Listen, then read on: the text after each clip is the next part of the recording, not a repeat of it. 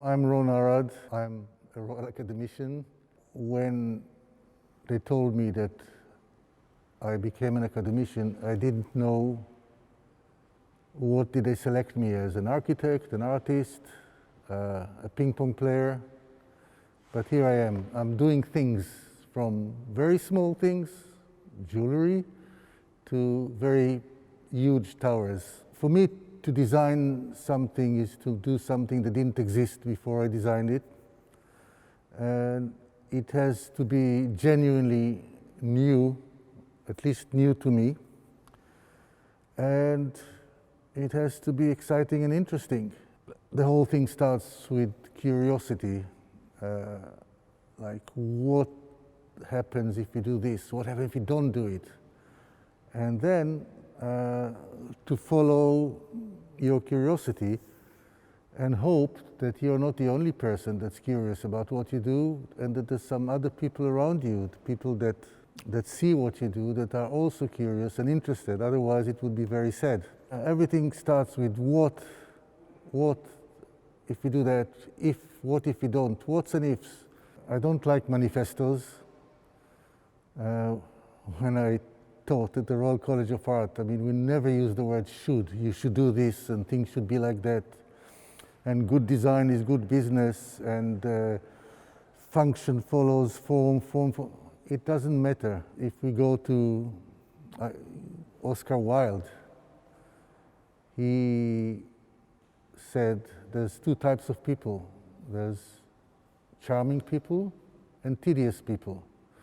And I look at art and objects and things in the same way. There's exciting and charming things, delightful and boring and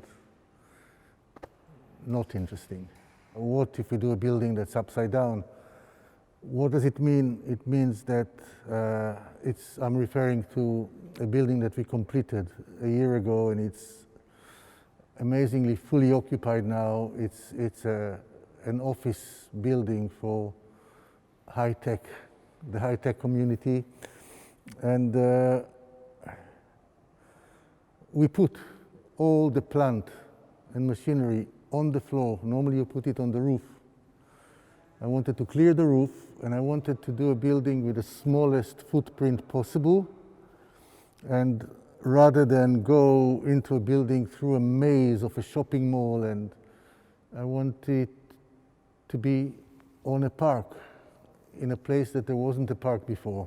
I said in one presentation that it's not a cucumber, it's more like an iceberg, meaning that it's not an extruded building, but it starts small and then it goes wider. And then the marketeers wanted to take me for the promotional film. They wanted to take me to Iceland to pretend to be inspired by icebergs. I refused. They took an actor, much better looking than me. When I saw the film, I was very jealous. I wish I went, amazing. But I don't work like that. Yes, there's an iceberg there. You can see that, but it was an afterthought to call it an iceberg. It wasn't. That's one example. I mean, I can give you other examples, like a bicycle. What if you do a bicycle without wheels? Only suspension. And this is, by the way, a piece that I showed here in one of the summer shows. The first thing I showed at the Royal Academy before I was an academician was a ping pong table. And there, what if it's not a straight thing? What if it has a belly? Okay, it will. And what if it's reflective? It slows the game down, because even if you do the flattest shot you have, it goes up a little bit because of the angle. I played against a British champion, and he won 21-4. I'm so proud of the 4 points. Anyway, we played a different game. He played to make it as easy as possible for me to smash. And anyway, when I had the ping pong table here, in the next room, Sir Anthony Caro came in the morning of the opening, and he said to me, "This is a wonderful sculpture." And I said, "Thank you, Sir Anthony." And then he comes close to me and he said, "You should try play ping pong on it." And that cheered me up so much that Sir Anthony Carver looks at a ping pong table, but he sees a sculpture before he can see a piece of sport equipment. And then he has the idea that one could play ping pong on it. Anyway, that's a story that it's suitable for here, because that's where it happened. And it also sums up the question of what is art and what is design. It doesn't matter. I'm really, really happy with this work behind me for many reasons.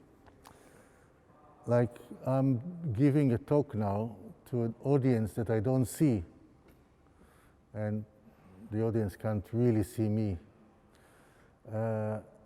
And it's done online. This piece, the first time I saw this piece was right here when it was hanging on the walls. Actually, it's not true. The first time I saw it real.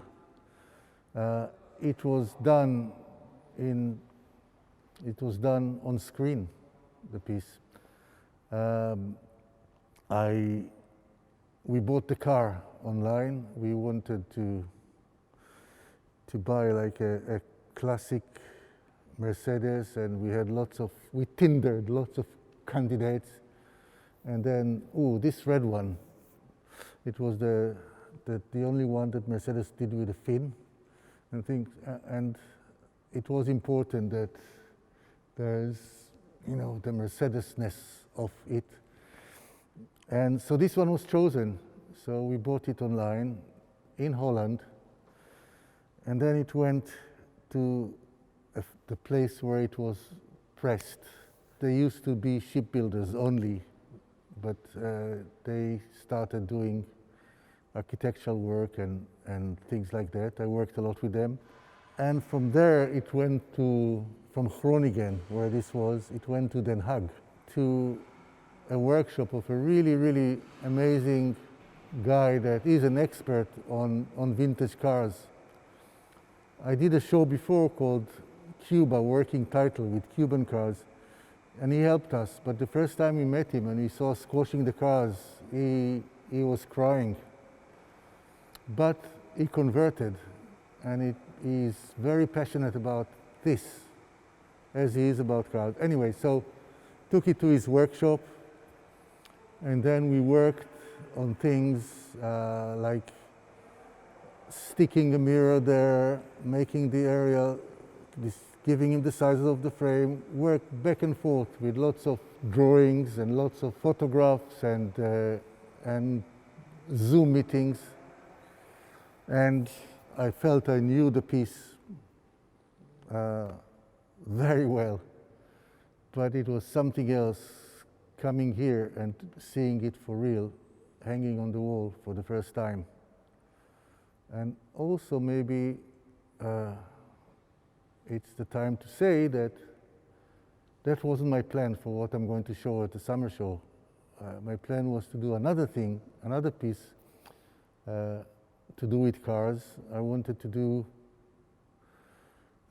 put a car, a Morgan car, which is a Morgan is a very English car that is crafted rather than produced with, has like a wooden skeleton, and it's like Savile Row of cars.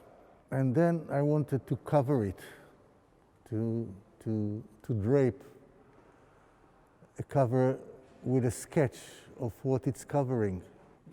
So I started sketching it and simulate on the computer the draping of the fabric, and all went very well. So happened that the first sketch that I did, and I thought I'm going to go back to it and refine it, was the best. And no attempt to do a better than the first sketch worked. So that sketch was sent to weavers jacquard weaving. It's very important to note that the fabric, the textile industry is the first industry that used computerized fabricating. Way before the car industry. You do some stuff in one country, in one place, you mail the sketches that are made like sketches, and then after a while you get back the reels, the big heavy reels of the cover of the car.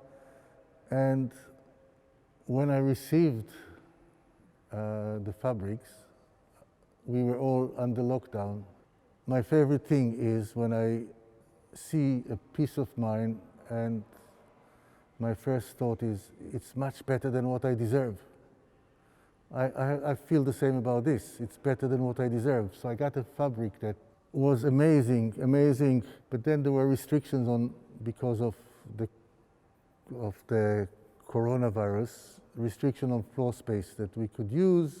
I had to find another parking for the car, which is in Savile Row, around the corner.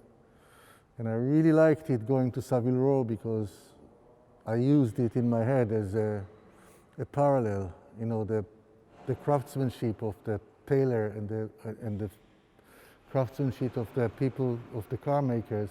When I had this amazing fabric at home, I had to build something to look like a car, to drape it on, to see what it would look like. And it took me about 20 minutes to take all the furniture I had around me and cushions and things and to build a car out of it and drape it. The idea was that no one will know if there's a car underneath or not. It's like Schrödinger's cat. Is it there? Is it not? When we moved to Savile Row, that project from here to Savile Row, I decided to make a sketch of a car to go under the blanket, and I thought no one is going to see it. Morgan were very kind to send me like bits of wings and parts of the car so I can do an assemblage of a car, and I did a one-liner wheels and bumper and things under it to carry it. The problem was that I liked it so much, not me, so I talked before about you're curious, but it's nice if other people join you with your curiosity. So what are we going to do? I mean, I really love the new piece, better than what I deserve, and now I'm going to cover it. Normally when there's a new piece of work, a sculpture thing, there's the unveiling. Yesterday we did the veiling, which is the opposite. And you think, oh, let's not cover it, let's not. And then when we covered it, great, it's a new joy. We had this guy, a master stitcher called Dario, and we used, instead of one blanket, we used two blankets, and we stitched it. So the stitches are a very important part now. That's the connection between this. I couldn't use a lot of floor, so I used a lot of wall, and I found parking very near here, and the story got better. The thing I like about the story is that it's what I like normally, like that you get in the evening something you didn't know existed in the morning. No way I could have predicted what's going to happen to this project, and it's very exciting, for me at least, but for everyone around me. So in a funny way, I'm wearing a mask now, which is part of a collection that we did to raise money for carers, for the national health. This idea comes directly from the Morgan car, from covering something and drawing on the cover what it's covering. So it's not that my face is like Salvador Dali, but it's drawing a face. So we did a collection with, shall I be Groucho Marx now? Or we can let Matisse do some work. Or Einstein, which maybe we can talk about another project. I did a book to celebrate the 100th anniversary of the theory of relativity. I was asked to do something by the Einstein Foundation to celebrate, and they wanted a bust of Einstein, and they wanted people like Obama to sign it, and I said, no, let's do something better than that. I mean, Einstein wasn't a cow that people can sign. We did a book, and the book looks like it's cut, it's carved to be the face, the portrait of Einstein, and every page is written by a world visionary, 3D printed in one piece. And the nice thing that you discover is that when you start going through it, gravity turns the pages, and it's all one piece. There was no binding, no connecting. It was born in one page. And because we enjoy the gravity so much, the fact that gravity turns the pages, we said, what if we printed this book in a space station where there's no gravity? And that's exactly what we did. We printed the book in the International Space Station, and it's really nice to see the book floating without gravity in the space station. I hope that, I don't know why, that there'll be the need, the people will discover, the people that commission design, the advantages of doing things that are genuinely new and are not exactly a take on the trend or what is happening. And a good example for me was a glider I did for Moroso, which is, I wasn't interested in doing a sofa that is the seat, the back, the arm, and you can play them and stretch them and curve them. And so I wanted to do a piece that is like one lump that's pulled in, and you sit on it, and it's so big and heavy, but amazingly comfortable. And when you sit on it, there's another surprise. It hovers on the floor. And I took a log of a cedar and carved the seat in it and carved a place for the secret mechanism that makes it hover. And I had to write I felt like writing something. It was modeled in the studio, and then a computerized woodpecker, like a 5-axis milling machine, carved and did the letter. So I took William Morris's sentence: have nothing in your house that you don't know to be useful or believe to be beautiful. Going back to the first questions I dealt with, I don't like manifestos and I don't like shoes, and I added all love. So in other words, do what you want. William Morris says, has to be useful or beautiful, and I said, all love. If you like something, that's good enough. Technology is only a tool. I love working with artisans, and I love working with technology, with machines. It's not one or the other. Things will change, and things are changing. You discover how much you can do from your bedroom. How is it going to affect office spaces? Maybe people will miss it so much, going, and maybe it will something else, not what we predict exactly will happen. And also you're forced to think of how you can use your ability, your creativity, to help when you can.